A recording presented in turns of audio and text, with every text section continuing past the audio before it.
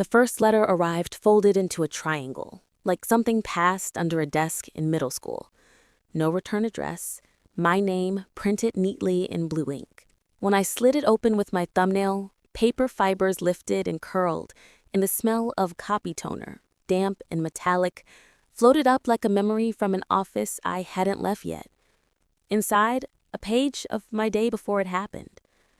7:42 a.m. You spill oatmeal on your gray sweater. 9:05, your boss asks for the Anderson projections. You pretend it's already done. 12:13, Renee counsels lunch. You eat by the window and count buses. 4:27, third floor printer jams again. You say, "Of course it does," under your breath. 7:50, on your run, you will see a silver Honda idle 3 blocks behind you. Turn left at Salmon. I felt my own voice in those sentences, my commas in the right places, my petty aside about the printer. Outside, rain sighed along the gutters. Inside, the baseboard heater ticked like it was keeping a tiny, untrustworthy time. When I turned the page over, there was only a line at the bottom. Be kind to your future self. In a small flourish I recognized too well, the loop I gave to my F when no one was watching. I touched the ink. Fresh. My fingers came away clean but cold. I took a breath that tasted like old coffee and paper dust and told myself it was a joke, a friend messing with me, a coworker with a good ear for my habits, a coincidence in a city where coincidence has its own bicycle lane. Then my phone vibrated. Renee, can we rain check tomorrow? Deadline from hell. Right on time. At 7:50, I ran. At the corner of S.E. Belmont and 32nd, a silver Honda idled in a way that said, "Don't mind me." I turned left at Salmon, like the letter told me, and felt watched by something that had already learned me better than I had learned myself. In the shower, water hissed along my shoulders. The scent of eucalyptus shampoo tried to be medicinal. I laid the letter flat on the counter and watched steam pull it into a soft curl. When I finally slept, my dreams smelt like copier toner and rain and the warm penny taste of fear I wouldn't name. By morning, there was another envelope wedged under my door, and the ink looked just as blue. How do you answer a letter that sounds like you when you haven't written it yet? My name is Nora Keller, 32, project coordinator for an urban design nonprofit that believes branding can fix a street. I'm good at timelines and bad at people who don't keep them. Mornings smell like fresh coffee and wet concrete. Evenings smell like running socks drying on my radiator and whatever I pretended was dinner. I came to Portland 6 years ago with a thrift store futon and the kind of loneliness you can cast off as independence if you say it with enough teeth. I rent a 1-bedroom above a bike shop. The bell on their door chimes when delivery drivers come, and sometimes the sound climbs through my floor like a polite ghost. Across the hall lives Mrs. Lawson, who smells like lavender and collects teacups with chips so small you could fix them if you cared. I care about many things. I have learned to triage. Relationships, one long one that unspooled slowly until it was only thread. Eli, photographer, patient, the kind of man who fixes a cabinet hinge without announcing it. We overlapped for 3 years, diverged for 2, and now orbit like planets that pretend gravity is a suggestion. Most days, I think of him when my sink squeaks and not when my heart does. I tell myself that's growth. My mother, Lydia, lives in Eugene with my stepfather and a garden that people come to photograph in July. My father is a brochure, smiling on paper, absent in real life. He left when I was 8 with a suitcase that smelled like aftershave and new leather. I don't remember his goodbye. I remember the zipper sound like a line being drawn. If you asked me what I wanted last Tuesday, I would have said quiet. A year without improvisational disasters. A year where the worst thing that happens is a grant report kicking back for edits. I wanted my life to be boring enough to be happy. Then the letters came, and they pressed two fingers into my throat right where my pulse stuttered. And I remembered I am not built for boring. I am built to notice. The problem is that noticing is the beginning of not sleeping. By the end of the week, I had 4 envelopes, 4 pages of my day annotated by a stranger who knew the way I narrate, the way I judge myself, the exact moment I scratch the inside of my left wrist when a meeting goes long. The paper stock was cheap but consistent. The smell was the same. Warm toner, new ink, a ghost of citrus, like someone had wiped a counter with an orange-scented cleaner right before sealing the flap. I told no one. Who do you tell when your life is being footnoted by your own voice? Who do you become when the footnotes are more interesting than the main text? That night, a line at the bottom of the page read, "Don't take the elevator tomorrow." And for the first time, I felt the shape of a threat that looked like care. What kind of kindness asks you to be afraid? The lights in our lobby hum, always a half-second too late after the motion sensor flicks them alive. The elevator doors close like a sigh that's given up on being dramatic. I pressed 4 and watched my face in the brushed metal. When the car lurched halfway between floors, the lights hiccuped and held. A click. A sound like a spoon dropped into a deep sink. My breath fogged the air in a way that shouldn't happen indoors. Panic tastes different from fear. It's copperier, like you've been sucking on coins. I pushed door open and call and the suspicious little bell symbol, and nothing answered except the hum. From the glinting dark of the security camera, there was a lens looking back, black as a new bruise. My phone vibrated. Unknown. Take the stairs, Nora. A second ping. You're okay. My knuckles whitened on my bag strap until the leather gave a tired creak. I closed my eyes and felt for the part of me that doesn't catch fire easily. The part that knows to sit on the floor and breathe to the count of 8. Then the car shuddered, rose half a foot like a shrug, and the doors parted into a slice of light. I pried them wider with my hands, palms burning against cool metal, and slid into the hallway like a letter going the wrong way. In the stairwell, paint peeled in vertical curls and smelled faintly of damp. I took the steps all the way down, heart in my throat, and came out into rain light and relief so sharp it felt like embarrassment. At my desk, I typed "Building Management Elevator Maintenance Schedule" into the search bar. Then deleted it, because reading answers is not the same as getting them. I drank coffee that tasted like the word "okay" said out loud too many times. At noon, the 5th envelope was in my mailbox, tucked under a flyer for a lost tabby. "You did well," it began. "Try to trust yourself." And below it, a postscript. "If you want to know who's writing, check the blue mailbox at 10th and Alder at 6:03 p.m. I'll leave tomorrow's under the lip, right side. You can watch from the cafe across the street. Order the lemon bar. It's better than you think." Lemon bars taste like my mother's kitchen, powdered sugar dusting the cutting board like snowfall over a field we all forgot. The specificity calmed me. It also made me shake. I went home and touched every surface like it could prove to me I still lived there. My couch had the faint, comforting smell of laundry that's almost dry. My closet exhaled cedar when I opened it. My radiator sighed. Somewhere downstairs, the bike shop played a song with a bass line that tapped my floorboards like a polite knock.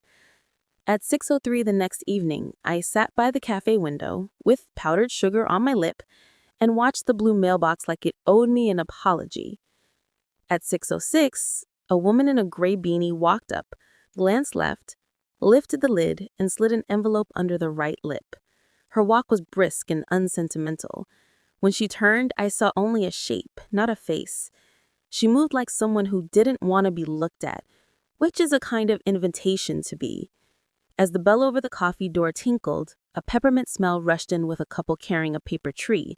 The woman in the beanie was already gone. I crossed to the mailbox. Under the lip, an envelope with my name. Blue ink, same stock, same weight. If I had taken that letter and nothing else, who would I have been by morning? I took to waking at 3:11 a.m., the hour where the fridge sum sounds accusatory and the city puts its face down on its arms and thinks about the bad things it's done. The letters kept coming, sometimes predicting small embarrassments. You will drop your Metro card. Sometimes issuing gentle commands. Skip the work happy hour. You'll be tired and pretend you're not. There were smells embedded in them. Citrus cleaner, a thread of sandalwood, once the faint salt tang of the river, like the page had set beside an open window facing west. I started testing them. I wore the black boots instead of the gray. I took Morrison instead of Belmont. The letters adjusted. You don't like being seen. I get it, but you're you no matter what shoes you put on. I checked the blue mailbox again, at different times. Sometimes the woman in the gray beanie, sometimes a teenager with earbuds, once a man with a limp. Different messengers. Same hand, same blue ink, same letters, with my voice folded inside. My coworker Renee noticed the circles under my eyes and slid me a packet of fancy tea across our shared desk. You look like you're thinking about too many people, she said. I'm only thinking about one, I said, and heard how that sounded. On Thursday, the letter listed 3 details for my day I hadn't told anyone. The way I counted the tile cracks in the bathroom to stall going back to my desk, the way I twisted the ring on my right hand when the donor meeting ran long, the awkward small joke I made to the delivery guy about being in a relationship with my inbox. The voice in the lines felt like a mirror angled back at me with affection I didn't trust. At the bottom, in larger handwriting, look in your left coat pocket. My coat hung by the door, smelling faintly of rain and dryer sheets. In the left pocket, a key on a ring. The key was ordinary, silver, a little scratched, warm from the radiator nearby. The tag was not, plastic, translucent, with a raised letter N and the number 24 below it. The kind of tag a mailbox might wear, or a storage unit, or a building that knows too much about you. I stood by the door and listened to the building breathe. Mrs. Lawson coughed in a dainty, apologetic way from across the hall. The bike shop played a bass line that pattered like rain on my window. I tasted metal in my mouth from holding the key on my tongue and thinking about how we carried the shapes of our locks without noticing. I walked to the foyer. The wall of boxes smelled like dust and old tape. Box N24 was not mine. Mine was K11. But when I slid the key into N24, it turned as if it had been waiting. Inside, an envelope with my name, blue ink, neat loops. Beneath it, a small square package wrapped in brown paper, twine tied with a sailor's knot I didn't know how to untie without cutting. My hand shook. The envelope first. You're doing fine, it read. You're scared. You can be both. Open the box at home. And Nora, stop checking the mirror to see if you're still there. You are, for now. I carried the package upstairs like it might squirm. My apartment smelled like myself, citrus cleaner, coffee, shampoo, the faint iris note of the perfume I only wear when I forget who I'm trying to be. I cut the twine with kitchen scissors. Inside, a disposable cell phone and a photograph. The phone was cheap, matte, light. The photograph was glossy, substantial. It showed a kitchen that was mine and not. Same ceramic canisters, same blue kettle, same smudge on the tile by the stove. But the calendar pinned on the wall had a different handwriting scrawled on it. The caption on the back, tomorrow, 5:17 p.m. to 24:38 SE48. Key works here too. My tongue went dry. I could taste the edge of the paper. The phone buzzed to life, tiny and eager, and the number that flashed was unknown. Nora, the text read, I'm tired of writing. Be brave enough to come hear me. Then a second ping. Or don't. I'll write for both of us. I held the photo under the kitchen light. The blue kettle gleamed like a wink. My reflection in the glossy surface looked like a woman who had already started walking. If my life had a duplicate somewhere, what would I call the person who set the table for me there? The house smelled like someone else's soap and my own shampoo. The key turned and the lock accepted me with a little click of recognition that made my stomach drop. The kitchen matched the photograph. Blue kettle, ceramic canisters, the familiar smudge, and on the calendar, a week annotated and the handwriting gap was mine, except for the pressure. Harder strokes, straighter lines. The air held a mild citrus cleanser scent and the faint sweetness of overripe banana. On the corkboard, a list. Buy almond milk, call mom, run the loop, buy stamps, don't forget to breathe. The kinds of things I write, the kind of kindness I bully myself with. My toes curled in my shoes, the rug underfoot felt a half-inch thinner than mine at home. Sensation becomes judgment, judgment becomes a map. I moved through the rooms counting differences. The living room had my book spines in the same order, but a different bookmark in Beloved. The bedroom held a dresser like mine, top right drawer catching on the same splinter. In the bathroom, the mirror was brighter and less honest. A toothbrush stood in a cup, my brand, my color. I unscrewed the cap on the face wash. The smell climbed into my nose and said, "We know each other." I called out, "Hello?" The sound of my voice came back changed, embarrassed to be unreturned. On the desk, a stack of envelopes stamped and addressed to me, the top one unsealed. Inside, a letter like the others. When we were 8, you hid under the porch after you broke Mom's vase. I took the blame. Do you remember? You don't. Of course you don't. I keep all our memories, even the ones you spend on other people. My throat tightened. When I was 8, my father left. Vases broke that year like announcements. If someone took the blame for a shatter, it was my mother, who wrapped me in a hug that smelled like put flowers and told me it was only glass. The disposable phone pinged. "You're here." Good. Job well done. Another ping. "Don't call the cops. You'll only waste time." A beat. Check the top drawer of the nightstand.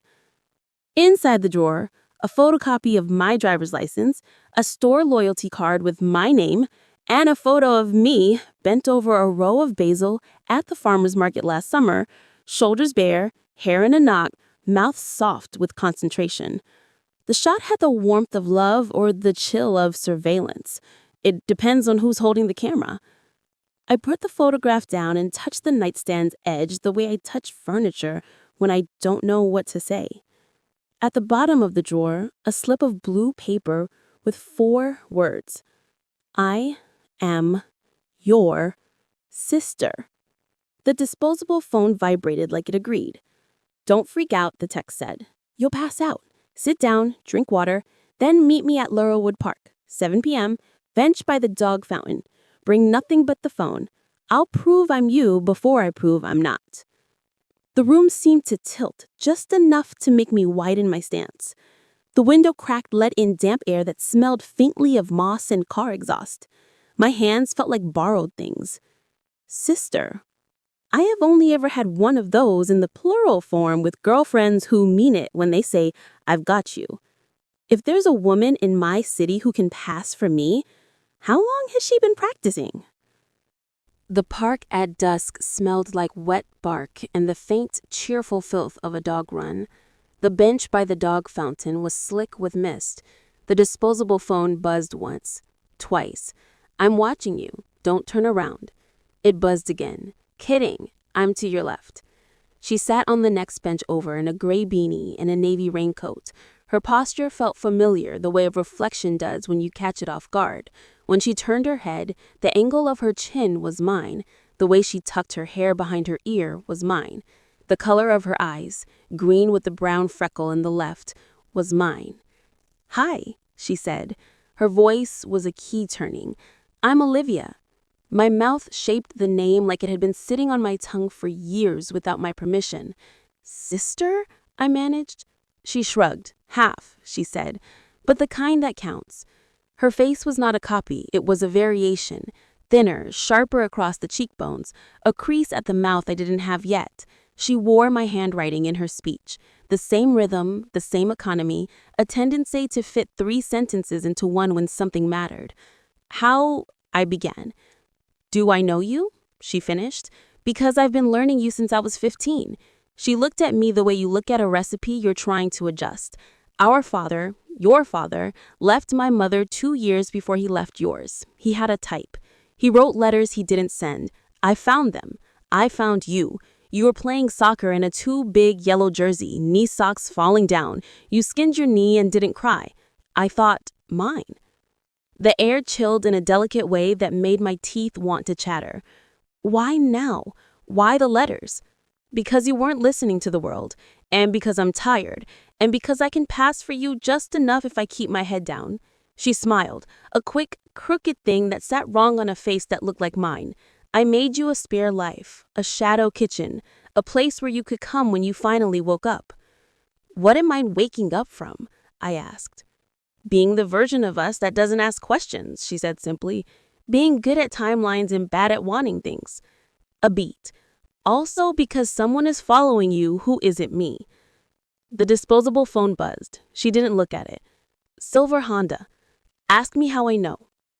"I saw it. I thought it was you." Her mouth tilted. "Sometimes it is, sometimes it's not." We sat in silence while a brown dog with a pink harness drank from the fountain with ecstatic purpose. The owner wore a beanie like Olivia's. "Everyone wears beanies here. It doesn't make them your mirrors." I asked finally, "What do you want from me?" She leaned back. The bench groaned. "A chance," she said. "To be real. To not just write. To tell you the rest." She looked at the path. "And maybe your forgiveness when we get to the ugly part."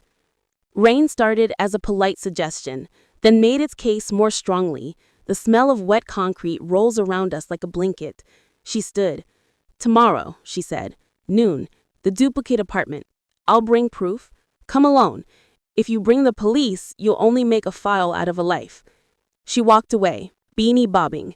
A man in a silver Honda rolled slowly past the park entrance, the soft purr of the engine a cat's contented lie. I watched Olivia's reflection in the car's side window as she turned the corner and dissolved into the ordinary night. I texted Eli, a reflex I should have grown out of, then deleted it. I called Renee, then hung up before the ring could shame me. I wiped the benches wet with my sleeve and tasted rain when I licked my lips. If she's my half, what does that make the missing parts? I held the key like a coin I wasn't sure I wanted to spend. The duplicate apartment smelled like lemon cleaner and a candle blown out. Olivia stood by the window. Without the beanie, her hair was my color, a half shade deeper, pulled back in a practical knot. Up close, the differences between us widened and narrowed like a view through a screen door. She put a folder on the table, manila and swollen with paper. "Proof," she said. "Open." Inside, copies of letters our father wrote but never mailed, all in that endearingly pompous cursive men of a certain generation think looks like authority. "To my daughter, Nora," one began. "You don't know me in the way I hope you will someday. You have your mother's kindness and my urge to run." Another addressed Olivia, apologizing for missing a school play I didn't know she'd had. Photographs followed. A girl in a gray hoodie who looked like me if you squinted, standing in front of a high school that wasn't mine, holding a clarinet that definitely wasn't. She placed a DNA test on top of the pile, the kind you buy when you want a machine to tell you who you belong to. The results were merciless. Half-sisters, shared father. I sat. The chair creaked, a familiar sound in an unfamiliar place. The room smelt like us put through a filter. "Okay," I said. "Sister. Hi." The words sat in my mouth like a seed. She smiled, really smiled, and the similarity became an ache. "Hi," she said back, soft. "Why the letters?" I asked again. "Because you don't answer phone numbers you don't recognize, because you'd ignore emails unless they looked like a calendar invite, because I can mimic your handwriting too well, and I wanted you to trust the voice before you saw the face." She looked toward the kitchen where the kettle sat, blue and smug. "And because I wanted to keep you safe while we got here." "From the Honda?" I asked. "And from the man who sits in it, our father." The room tipped. "He's here?" I whispered, the air pulling tight. "He comes and goes. He watches. He writes letters he still doesn't send. He's got a new wife who looks like a magazine. He plays house on the west side and stalks the east like a hobby." Her eyes met mine and didn't flinch. "He found me first. He told me you didn't want me, and for a year I believed him." My palms went slick. the way they do before a presentation I can't reschedule. In my mind, my father wore the same brown leather jacket he left in, the same aftershave, the same smile that didn't know where to sit on his face. I'd lied, I said, breath shallow. To you, to me, to everyone. He lied, she said, and I believed him until I realized I'd learned how to check. So I did. I checked everything. She gestured to the folder, and then I wrote to you, because if I showed up as me, you'd run, but if I showed up as you, you'd read. I nodded once. The gesture hurt my neck for reasons that had nothing to do with Bones. So now what? I asked. Now we make sure he stops. We make sure the Honda finds someone else to idle behind. We tell him we know. We make him small. My breath fogged the window. The rain outside steadied. Somewhere close, a dog barked in 3 staccato bursts. Bark, bark, bark, and stopped as if surprised by its own voice. I'm in, I said.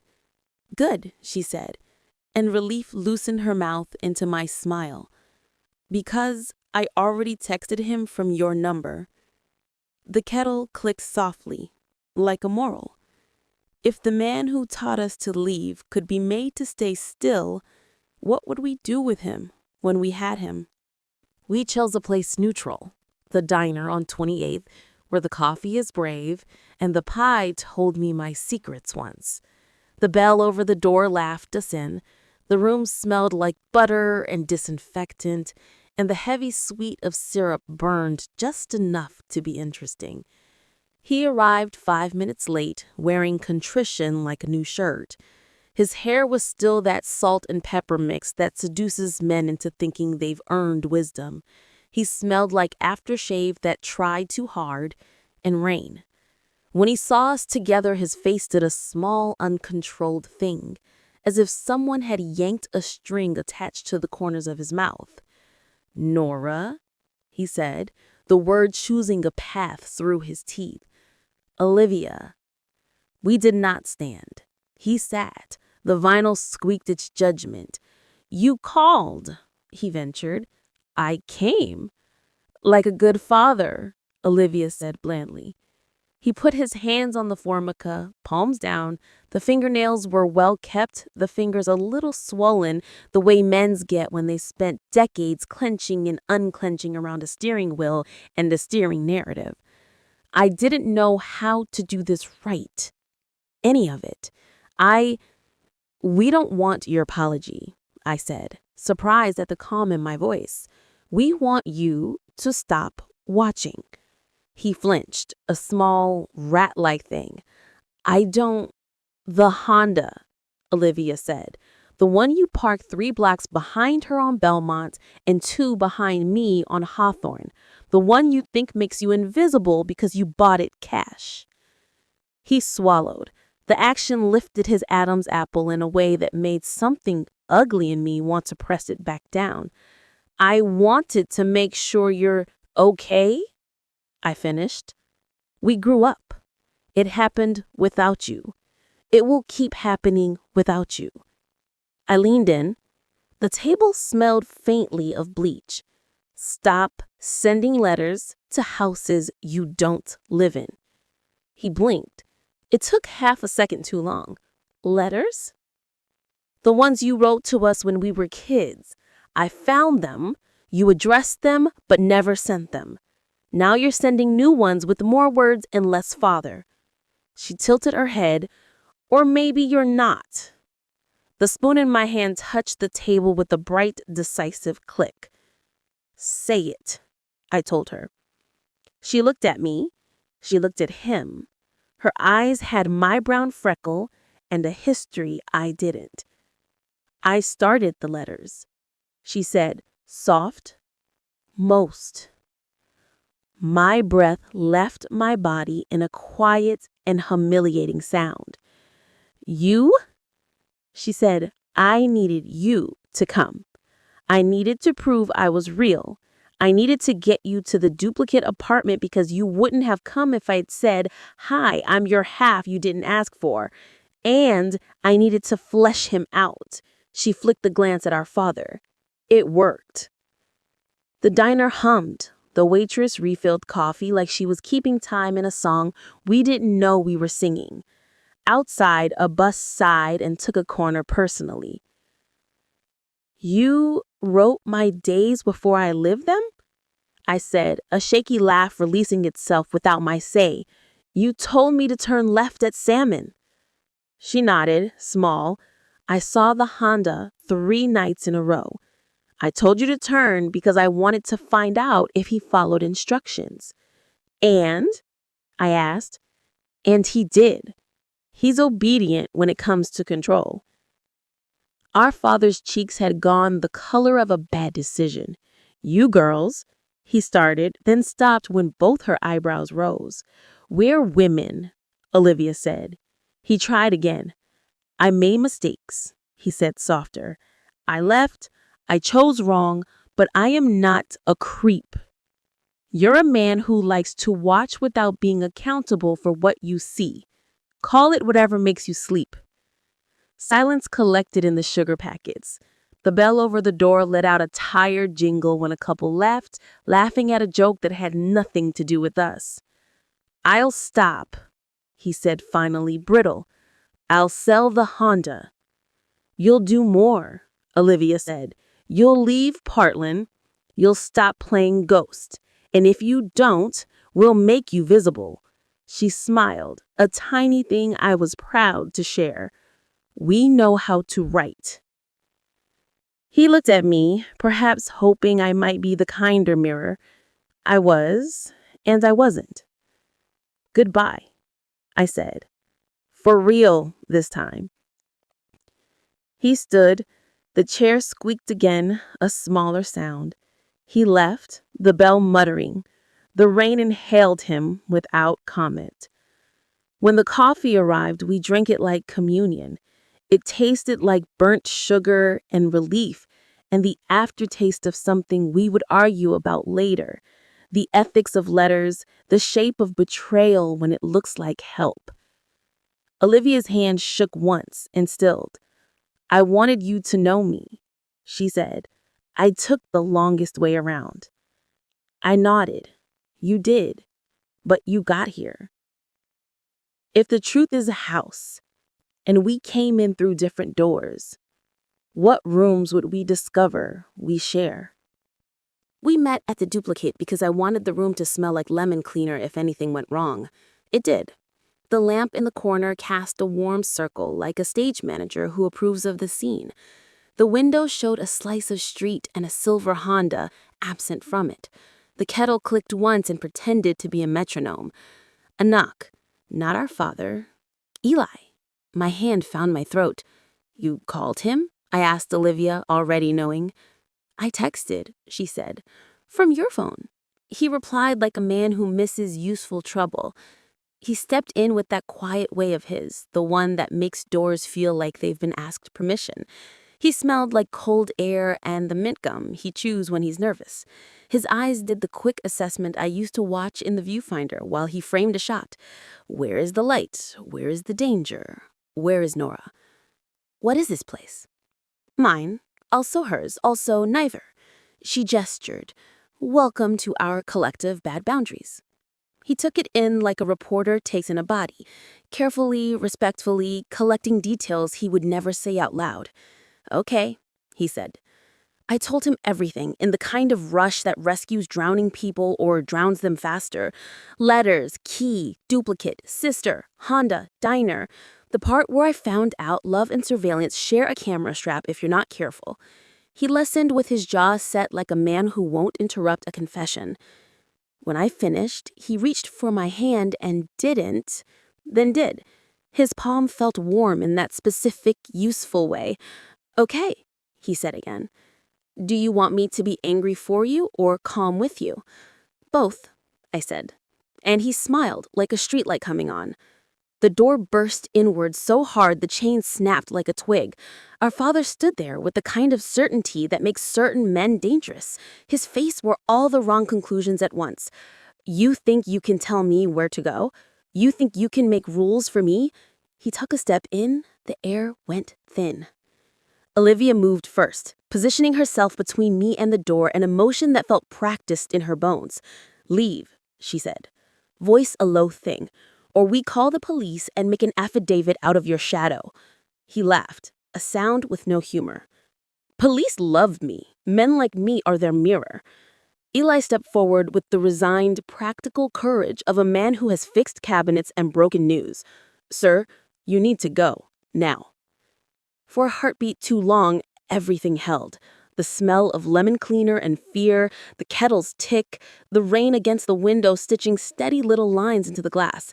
I could taste battery on my tongue, like the disposable phone's ghost. Then our father did something I didn't expect. He cried. Not performative, not snotty, not anything we'd been trained to forgive. A single sound ripped out of him and he folded like a lawn chair, knees hitting the rug. We both hated. I don't know how to be the person you want. I only know how to watch and fix when it's too late. Silence. And then from the street, the low burr of a car slowing. A silver Honda idled in front of the building like an anecdote completing itself. Olivia moved to the window, pulled her phone, filmed. Her hands were steady. You don't have to be who we want. You have to be a man who stops making his daughters feel like doors he can open whenever he's bored. She turned the camera on his face, on ours. We told you to leave. This is the documentation of the part where you don't. He looked up, saw the lens, saw the way his story would be told without him authoring it. Something in him decided to live. He stood, unsteady, old in all the ways he'd pretend not to be by morning. He backed out. He closed the door gently, the way you do when you hope a sleeping child will stay asleep. We waited, counting our breaths. The kettle clicked again, turned itself off like a faithful animal. Eli leaned his forehead to mine, and the smell of mint steadied my spine. Olivia hit stop and saved the video with the reverence of someone shelving a book in a library where you know the librarian by name. We're done, she said. We're done letting him be the ghost of his own choices. If the person who wrote the first chapter won't write the last, who do you hand the pen to next? He left, sold the Honda, texted me an apology so generic it could have been printed on a sympathy card, moved back to Boise, where men like him get to be pillars because no one stands close enough to see the cracks. We sent him a letter co-signed, Nora and Olivia, with 4 lines he couldn't edit. We see you. We do not want you near us. Do not come back. Olivia kept the duplicate apartment for a month, then dismantled it with surgical tenderness. She boxed the kettle and the canisters and the rug, labeled them with masking tape in tidy block letters, and stacked the boxes in my hallway for a weekend where we ate lemon bars for dinner and laughed like sisters who have to practice joy until it gets strong enough to stand up on its own. I told Renee the short version at my desk while the printer muttered about paper jams that hadn't found it yet. She hugged me in a way that didn't ask for details and left a packet of better tea and a sticky note that said, "Breathe, then tell me if I should be worried." Eli came over with a drill and a level and a gift, a new chain for my door and a mat that said, "You're safe here." He installed both with the quiet competence that made me miss him and love him and forgive nothing until I was ready to forgive something. Olivia and I met our mother in Eugene. We told her the truth under the pergola that in summer holds roses like a song holds a chorus. She cried with her whole face, the way only people who aren't afraid of being watched know how. She smelled like lavender and the cinnamon cookies she makes when she's trying not to tell you how much she loves you in case it's too heavy to carry. She took both our hands and said, "Your father doesn't get to be the most interesting part of your life." The wind lifted and nodded. The letters stopped, except for one I wrote to myself and left under my own door to find after a hard day. You did well. You were scared. You can be both. It smelled like my place, my choice, my pen. I signed it with the loop on my F that I decided to keep. I started to sleep through 3:11 a.m. The fridge hum went back to being a friend. The city put its face down on its arms and dreamed without me. If quiet can be earned, I had at least made the down payment. The river smelled like pennies and rain, and the kind of forgiveness that doesn't need an audience. Cyclists whispered past on slick tires. A kid squealed at a dog shaped like a dust mop. The skyline looked like it always does, fragile and sure. I thought about the letters, the way they used my voice as a key, the way Olivia wrote me toward the life she wanted me to have. One where I trust myself when I feel watched. One where I don't take the elevator if my body says take the stairs. One where I learn the difference between kindness and control. I thought about father as a verb and a noun, about how some men only know how to be the latter. I thought about the duplicate apartment and the cabinet hinge that caught, and the rug that never laid flat, and how sometimes the things that look like home are only practice. People say blood is thicker than water. I have learned they mean the opposite of what they think they mean. The family you choose is usually the one that keeps you from drowning. The family you're given is the weather you learn to run in. Olivia texted me a photograph of her feet in ridiculous socks, captioned, "Sisters know when you're about to forget to eat." I texted back a lemon bar emoji and a picture of my new welcome mat. She sent a heart. It looked like a pencil drawing you'd forgive a kid for. I took a breath that tasted like wet metal and eucalyptus and the faint sweetness of something baking somewhere with cinnamon. I let the breath out like a letter I had finally addressed correctly. If there's a version of you that watches and one that lives, make the living one louder. The last envelope I opened was the one I wrote to myself. It didn't predict my day, it invited me into it. And for once, I didn't need to turn left because someone told me to. I turned because I wanted to see where I was going.